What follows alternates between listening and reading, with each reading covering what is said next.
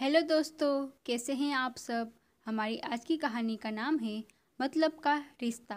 एक गांव में एक बड़ा साहूकार रहता था। साहूकार बहुत पैसे वाला था। आसपास के कई गांव में उसका बड़ा नाम था। लेकिन इस साहूकार को अपने पैसों का, अपने रुतबे का और अपने नाम का बड़ा ही घमंड था। वह अपने नाम को बनाए रखने के लिए बहुत ज़्यादा सोचता था और बिना किसी की भावनाओं की कद्र किए वो सब करता था जो उसे लगता था कि करना चाहिए। साहूकारों को कई सालों बाद एक संतान प्राप्त हुई थी। साहूकार ने अपने इस खुशी को मनाने के लिए अपने घर पर एक बहुत बड़ा कार्यक्रम रखा, जिसमें उसने आसपास के गांव के सभी सीमंत लोगों को और सिर्फ ऐसे रिश्तेदारों को जो पैसे वाले थे बुलाया था। पास ही के ही गांव में साहूकार की खुद की सगी बहन भी रहती थी। क्योंकि इन दिनों उसकी आर्थिक परिस्थिति कुछ अच्छी नहीं थी, इसलिए उसने अपनी बहन को तक इस कार्यक्रम के लिए नहीं बुलाया। साहूकार ने जिस कार्यक्रम का आयोजन किया था वह इतना भव्य था और इसके अलावा उसमें इतने प्रसिद्ध और सीमित लोग आने वाले थे कि इस कार्यक्रम की चर्चाएं पूरे गांव में होने लगी। यह खबर उस साहूकार की बहन तक भी पहुंच गई। बहन को यह जानकर बहुत ज़्यादा खुशी हुई कि इतने सालों बाद उसके भाई को आखिरकार संतान सुख प्राप्त हो ही गया। बहन ने सोचा कि भाई गलती से उसे इस बारे में बताना भूल गया होगा और अपनों को भला कोई न्योता देता है। भोली बहन ने अपने भाई के यहाँ उस कार्यक्रम में जाने की तैयारी शुरू कर दी। जिस दिन वह कार्यक्रम था उस दिन बहन सुबह सुबह ही अपने भाई के घर आने के लिए निकल पड़ी। रास्ते में अपने पुराने मैले कपड़े देख उसे ख्याल आया कि अगर किसी और के घर जाना होता तो मैं ऐसे कपड़ों में जाने की सोचती भी नहीं, लेकिन मैं तो मेरे अपने घर मेरे मायके जा रही हूँ, वहाँ मुझे ये सब सोचने की कोई ज़रूरत नहीं है। जैसे ही वह अपने मायके पहुंची, वहाँ का भव्य आयोजन देखकर वह बहुत खुश हो गई और उसे अपने भाई पर बहुत गर्व हुआ। वहाँ पर वह जल्दी से जल्दी अपने भाई को मिलकर उसकी खुशी से में शामिल होना चाहती थी।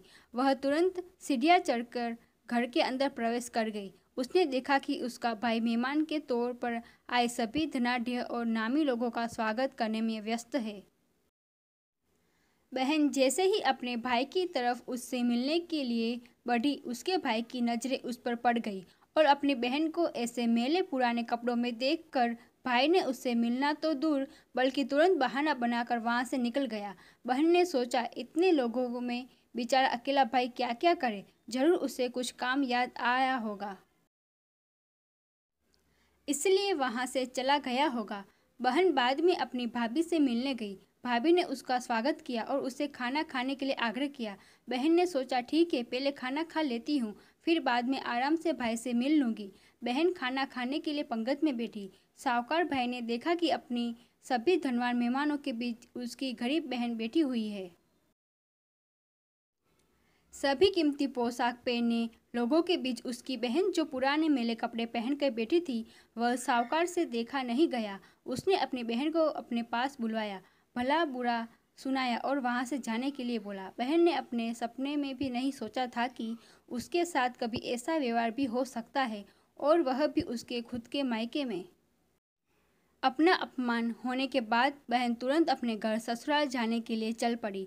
बहन इस बात को पचा ही नहीं पा रही थी कि उसके अपने भाई ने उसके साथ इतना बुरा व्यवहार किया। उसकी आंखों से आंसू नहीं थम रहे थे। रास्ते में उसे अपनी पुरानी दोस्त मिली। उस दोस्त ने उसे रोने का कारण पूछा। हालांकि बहन उसे कुछ भी नहीं बताना चाहती थी, लेकिन दोस्त के बार बार पूछने पर उसने उसके साथ हुई सारी घटनाएं उसे बता दी। उसकी दोस्त एक समझदार महिला थी और काफ़ी प्रैक्टिकल सोचने वाली थी। उसने कहा, अगर तुम मेरी बात मानो तो एक दिन तुम्हारा भाई खुद तुम्हें अपने यहाँ बुलवाएगा और तुमसे माफ़ी मांगेगा। बहन ने उससे कहा कि मैं तुम्हारी हर बात मानूंगी, बताओ मुझे क्या करना होगा।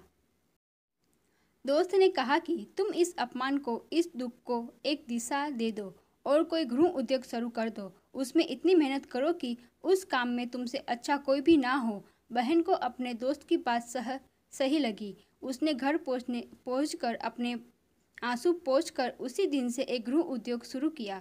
उसने दिन रात मेहनत की, अपने साथ कई और गांव की महिलाओं को जोड़ा और देखते ही देखते उसका गृह उद्योग चल पड़ा। कुछ ही सालों में आसपास के 50 गांव में उसका नाम और रुतबा काफ़ी बढ़ गया और अब वह पैसों के मामले में अपने भाई से भी ज़्यादा बड़ी बन गई। भाइयों को भी जब यह पता चला कि उसकी बहन इतनी सीमित हो गई है तो उसने सोचा कि एक बार उससे मिलकर आ जाएं। जब वह अपनी बहन को उसके घर मिलने पहुंचा तो बहन ने उसका किसी राजा महाराजा की तरह स्वागत किया, उसके पसंद का खाना खिलाया। बहन का ऐसा व्यवहार देखकर भाई को अपनी पिछली गलती का एहसास हुआ, इसलिए उसने अपनी बहन को अपने घर होने वाली पूजा के लिए आमंत्रित किया। कुछ ही दिनों बाद बहन अपने भाई के यहाँ उस पूजा के लिए पहुँच गई। जैसे ही बहन अपने भाई के घर पहुंची, उसका भाई उसके स्वागत के लिए दरवाजे में ही खड़ा था। बहन अपनी महंगी गाड़ी में आई थी। उसने बहुत कीमती साड़ी और उससे भी ज़्यादा कीमती गहने दागिने पहन रखे थे। बहन का ऐसा ठाठ बाट देखकर सिर्फ भाई नहीं बल्कि उसका पूरा गांव दंग रह गया।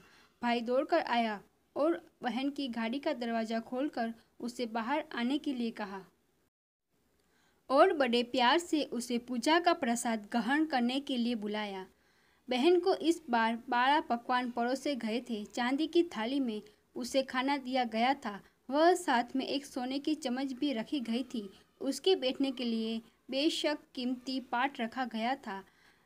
बहन को यह सब देखकर उसके वह पुराने दिन याद आ गए जब भाई ने उसे बिना खाना खिला ही भला बुला कहकर वापस लौटा दिया था। बहन खाना खाने के लिए तो नहीं बैठी, लेकिन उसने अपने सारे कीमती दागिने और जेवर उतार कर उस थाली के सामने रख दिए और खाने में से कुछ निवाले उन दागिना पर रख दिए। बहन का ऐसा व्यवहार देखकर सभी हैरान थे। किसी को नहीं समझ में आ रहा था कि बहन ऐसा क्यों कर रही है। आखिर वह क्यों उन जेवरों को खाना खिला रही है।